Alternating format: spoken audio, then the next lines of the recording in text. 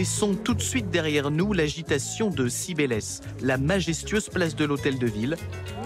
Bientôt, la capitale prend des allures de petit village espagnol où le temps semble s'être suspendu. La Plaza Mayor, c'est le cœur du vieux Madrid, le point de départ de quasiment toutes les visites, un lieu qui, au fil de l'histoire, a eu beaucoup de fonctions. Pour le comprendre, nous rejoignons ce groupe de touristes. Venez voir, cette gravure est sympa. Bon, même si elle montre des gens qui se font tuer. Elle nous rappelle que l'Inquisition espagnole faisait des exécutions publiques, ici même, pour éduquer la population. Et cette place a aussi servi, oui, pour des corridas, sur le modèle des arènes romaines, un peu comme le Colisée. Aujourd'hui, c'est un musée à ciel ouvert où des peintures de divinités hautes en couleurs côtoient cette statue de bronze du roi Philippe III. Car Madrid est indissociable de la couronne d'Espagne. C'est ce que nous allons voir avec Mathieu, un Français expatrié ici depuis 10 ans. Bonjour Mathieu. Bonjour Julien. Comment ça va? Ça va bien, merci. Où est-ce qu'on se trouve là? Alors on se trouve actuellement devant le Palais Royal de Madrid et nous allons assister dans quelques minutes, va démarrer la relève de la garde royale. On peut l'observer gratuitement tous les samedis et mercredis à 11h précises. Les gardes actuellement que l'on voit passer sont en uniforme de gala, de couleurs traditionnelles bleu, rouge et blanc. C'est un rituel immuable qui nous rappelle que nous sommes dans une monarchie, même si le roi n'habite plus dans le palais depuis longtemps. Si les Espagnols sont rois de quelque chose, c'est bien des tapas. Avant de nous quitter, Mathieu nous a glissé son bon plan, un bar appelé El Tigre.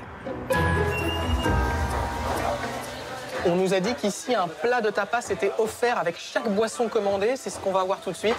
Bonjour, une sangria, s'il vous plaît. Ça marche. Et effectivement, pour seulement 6 €, voilà tout ce qui arrive sur la table.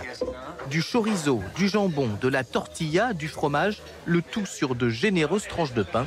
L'hospitalité à l'espagnol. Bonjour monsieur, excusez-moi, est-ce que vous pourriez m'expliquer d'où vient la tradition des tapas en Espagne? Oui, bien sûr. Ça remonte à plusieurs siècles. Quand on servait un verre de vin, on le recouvrait d'une tranche de pain, comme ceci, pour éviter que des mouches ou des moustiques ne tombent dedans. Et si après tout ça, il vous reste une petite place pour le dessert, je vous emmène dans une institution madrilène cachée dans une ruelle du centre-ville, la chocolaterie Centrines. On y va. Jusqu'à 10 000 personnes se bousculent ici chaque jour pour goûter à l'unique spécialité de la maison. Donne-moi s'il te plaît 4 chocolats et les churros qui vont avec. Et visiblement, même les grandes se mondent en raffolent.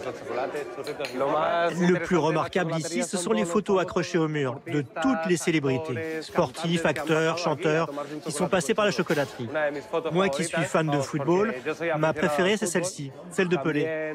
Et comme il a quitté ce monde il y a peu, c'est un bel hommage. Preuve de l'engouement, l'établissement est ouvert 24 heures sur 24. Et l'on peut s'y régaler pour seulement 4 €. Le chocolat n'est ni trop liquide, ni trop épais. C'est le juste milieu, un délice.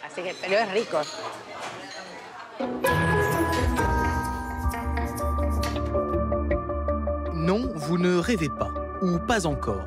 Dans l'hôtel Oxygène, à 2 pas de la gare d'Atocha, on vous propose de passer la nuit dans ces petites capsules, individuelles ou pour deux. Ambiance, guerre des étoiles. On a voulu créer une ambiance futuriste, psychédélique, où les clients, en allant se coucher, ont l'impression d'entrer dans un vaisseau spatial. Et voilà ta capsule, où tu vas pouvoir profiter d'un sommeil profond. Merci beaucoup, je m'y glisse tout de suite. Elle est assez grande. Tu n'es pas claustrophobe? Non, non, pour l'instant, ça va. Au fait, combien ça coûte une nuit ici? À partir de 38 €. Ah oui, beaucoup moins cher qu'un hôtel classique. Et à demain, à Madrid, ou peut-être sur la Lune, on verra. Bonne nuit. Au revoir.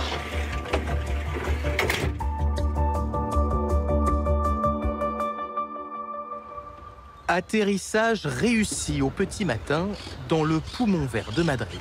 Nous voilà sur les eaux du parc du Retiro, au milieu des mouettes. Elles sont pas bien farouches.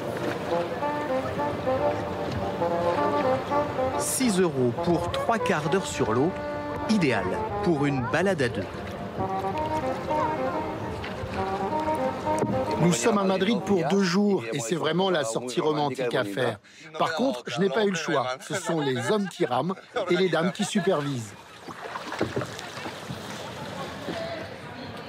Pour terminer notre week-end, direction la plus ancienne salle de flamenco de Madrid. Exceptionnellement, les loges nous sont ouvertes. C'est une robe très spéciale, avec une traîne et plein de volants au bout. On la relève comme ceci quand on veut frapper des pieds. Ces chaussures sont faites sur mesure. Les talons sont en bois de Palo Santo. C'est le meilleur qui existe, celui qui sonne le mieux, avec en plus du fer aux extrémités, regardez. Paola Rodriguez a été élue meilleure danseuse du pays. Lorsqu'elle entre sur scène, on se tait, on regarde, on écoute. Le cœur de l'Espagne bat devant nous. C'est le seul pays au monde où l'on danse comme ça. Il se dégage beaucoup de force, de caractère, de puissance. Quand on sort d'ici, on a envie de croquer la vie à pleines dents.